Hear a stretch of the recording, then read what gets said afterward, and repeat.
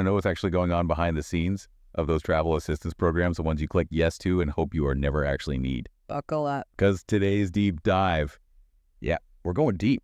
Deep into the trenches of the iPMI Global Medical and Travel Assistance Strategies Roundtable. Which, let me tell you, after poring over all these insights from CEOs and these major assistance companies, I'm seeing travel in a whole new light. You and me both. So first things first, can we talk about this travel boom? Because it's not just about scoring a cheap flight anymore, right? Not even close. This isn't just a weekend getaway to grandma's house. People are going further, staying longer, and taking more risks. It's a whole new ball game. Like, remember when finding a good travel blog was the biggest challenge? Now imagine needing emergency assistance in some remote village, and the nearest doctor who speaks English is like a 10-hour mule right away. Okay, that visual. Yeah. Not what I need for my wanderlust. So it's not just about getting help, it's about getting the right help, fast. And that's where things get really interesting. Because we're not just talking about more travelers, we're talking about higher expectations. Higher expectations. Fill me in. Think about it. Everyone's used to instant gratification now. You can order groceries on your phone and have them at your door in an hour. True. Very true. So when you're having a medical emergency in a foreign country, well, let's just say patience isn't exactly a virtue that travels. It's like, my Uber's here in 2 minutes. Where's my air ambulance? Exactly. And companies are scrambling to keep up with that demand. Because it's one thing to have a network of providers, it's another thing to ensure they're accessible, reliable, and actually meet the traveler's needs. And can we talk about the elephant in the room? COVID. Oh, absolutely. I mean, it might feel like a distant memory for some, but it completely upended the industry. Talk about a wake-up call, right? Big time. It forced companies to adapt, and fast. We saw the rise of telemedicine, a renewed focus on traveler safety. Which, by the way, telemedicine, game changer. Totally. And some companies really use that downtime strategically. Take AT companies, for instance. They didn't just tweak their services, they did a complete overhaul. Okay, spill the tea. What did they do? So they ramped up their telemedicine networks, obviously. But then they added things like drug and alcohol testing for travelers, even concierge services, especially for those traveling the U.S. They basically Marie Kondo-ed their entire business model. Concierge services. Yeah. All right, now you're speaking my language. Yeah. What exactly does that entail for a traveler? Think. Faster airport check-in, lounge access, help navigating local transportation. Basically anything to make the travel experience smoother. It's like having your own personal travel ninja swooping in to handle all the stressful stuff. Exactly. And here's the kicker. They've gone fully remote, so they have people all over the globe who can assist in multiple languages and time zones. Okay. That's seriously impressive. It makes you wonder, with all this talk about going further and taking more risks, how is technology keeping up? What are we seeing in terms of AI and those apps everyone's talking about? Well, that's the million-dollar question, isn't it? A million-dollar question that deserves its own deep dive. Couldn't agree more. Stay with us. So AI and InsurTech, it's more than just fancy words. So it can feel that way sometimes. Right.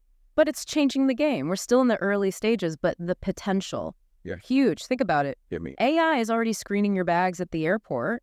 Why not have it, screen your travel risks too? Okay, that's kind of blowing my mind. So it's like having a guardian angel, but the angel also has a PhD in data analysis. Sign me up.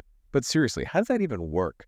Okay, so companies are using AI to analyze these massive data sets, like weather patterns, outbreaks, even political stability, all in real time. Hold up. So you're saying my travel insurance could one day warn me about like a dengue fever outbreak in the Amazon before I even book my flight? Exactly. And that's just the beginning. Imagine getting alerts about travel scams, strikes, even hyperlocal safety tips based on like your exact itinerary.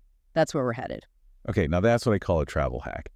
But let's be real for a second. Technology isn't perfect, right? Yeah. What happens when things go really wrong? That's where those real-life rescue stories come in, the ones that make you realize why having a solid assistance plan isn't just a luxury. It's essential. Okay, hit me with one. Give me the one that made you say, whoa, I'm glad I'm not on that trip. Compass Point Assist, they shared a case that really highlighted that. A traveler sadly passed away from a heart attack. Oh, wow. That's heartbreaking. It's easy to forget the emotional toll these situations take. On the traveler, sure, but also on the families, everyone back home. Right. And in this case, because the traveler was alone, the team had to locate their passport, contact their daughter, work with the consulate, handle the repatriation, all while she's grieving. It's like being a detective, a grief counselor, and a diplomat all at once. Exactly. These stories really highlight just how much these companies do. We're talking incredibly sensitive situations, often under immense pressure, and they're doing it with compassion and professionalism. It makes you realize we often take these services for granted until we're in a situation where we desperately need them. But before we get ahead of ourselves, let's talk about where all these travelers are going. Because it's not just about going on vacation anymore, is it? It's about pushing boundaries, those bucket list experiences, often in parts of the world that are, let's just say, less traveled. You're right. And that's creating both challenges and opportunities. While we might dream of secluded beaches and mountaintop monasteries, the experts at the roundtable were a bit more realistic. They're seeing a huge surge in travel to Asia, especially Southeast Asia. Makes sense. After being cooped up for so long, people are craving adventure, culture, food, maybe that perfect Instagram shot. For sure. But with this shift come a whole new set of challenges for these companies. Because a case of, say, traveler's diarrhea in Thailand hits different than a sprained ankle in Paris. Exactly. Different regions mean different healthcare systems, different languages, different cultural norms. Something minor back home could be a major ordeal in a place with limited resources or where you don't speak the language. It's like, can you translate "my stomach hurts" into Swahili using only hand gestures? Yeah. Not my ideal vacation activity. So how are these companies adapting to these new destinations and the unique challenges they bring? They're getting really good at being strategic, especially with medical care. It's one thing to get you to a hospital, another to make sure that hospital can actually handle your needs. That's a great point.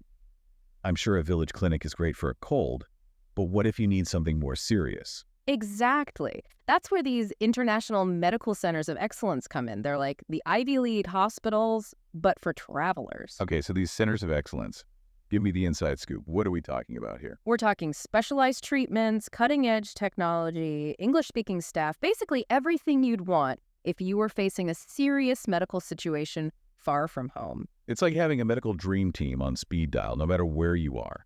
But, and maybe this is cynical, excellence usually comes with a hefty price tag. How are these companies balancing that with, not bankrupting their clients? $1 million question, right? It's a constant balancing act, but here's the thing, they're getting smarter. A lot of companies, they have dedicated teams acting as healthcare gatekeepers. Wait, so like the medical Michelin Guide inspectors, but for hospitals? Exactly. They're checking licenses, credentials, negotiating discounts, even doing on-site visits. No stone unturned, making sure travelers are getting the best possible care at a reasonable cost. It's like they're hacking the healthcare system, but in a good way, making sure travelers aren't being taken advantage of. But before we get too lost in the weeds, I have to ask, this whole conversation has me thinking, with all this talk about AI and these medical marvels, is there ever a point where it's too much reliance on technology? Like, are we going to get stuck in the Himalayas and our insurance app's only solution is a list of nearby Wi-Fi hotspots? It's funny you mention that because one expert told this story a few years back. A massive solar storm, right? Knocked out communications satellites across Europe. Travelers were stranded. Companies couldn't access their systems. It was chaos. Okay, that's straight out of a movie, except way less cool when you're the one without cell service. So the takeaway here, should we all be packing carrier pigeons and a stack of postcards just in case? Maybe not that extreme, but it does show you need a balance. Tech is great, but it's not perfect. It's like having that fancy GPS, but then the signal dies and you're stuck with a paper map from 1998. Exactly. You need backup plans, got to think on your feet. And that's where having an actual human, someone who can, advocate for you, becomes so important. Because sometimes you just need a real person to talk to, someone to calm you down when you're about to have a full-on travel meltdown. Okay, so we've covered a lot. The good, the bad, the downright terrifying. What's next? What does the future hold for this whole industry? Well, buckle up, because it's not going to be boring, that's for sure. The experts see a perfect storm brewing, geopolitical stuff, medical costs skyrocketing, travelers wanting to go further off-grid, which, let's be honest, sometimes means riskier. So it's like Indiana Jones meets like a medical drama with a side of economic thriller. Exactly. And the industry is adapting. They're getting really good at risk assessment, using data to find potential problems before they happen, monitoring global events, outbreaks, weather, the works. Like the ultimate travel agent, but instead of scoring you a deal on a hotel, they're making sure you don't accidentally walk into like an international incident. Exactly. And if something does happen, they're ready. Evacuation plans, medical support, translation, legal help, the whole 9 yards. Okay, that's reassuring, especially these days. Good to know someone has your back when you're out exploring. Right. And here's something interesting. One expert said, in the future, travel insurance is going to have to cover even more, especially for those really remote places because the challenges are different. What happens if you're climbing Everest and, get hit with altitude sickness? Exactly. Or you're in the Amazon and need an emergency evac.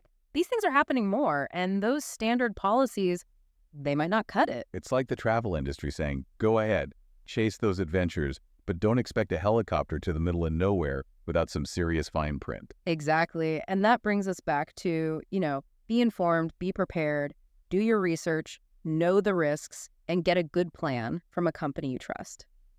Because we can't always predict what'll happen, but we can definitely take steps to be safe when we're out exploring. Words to travel by. This has been eye-opening for sure. Makes me realize, yeah, I love a good travel hack, but you can't put a price on peace of mind. So, to everyone listening, adventures out there, but a little preparation goes a long way. Safe travels.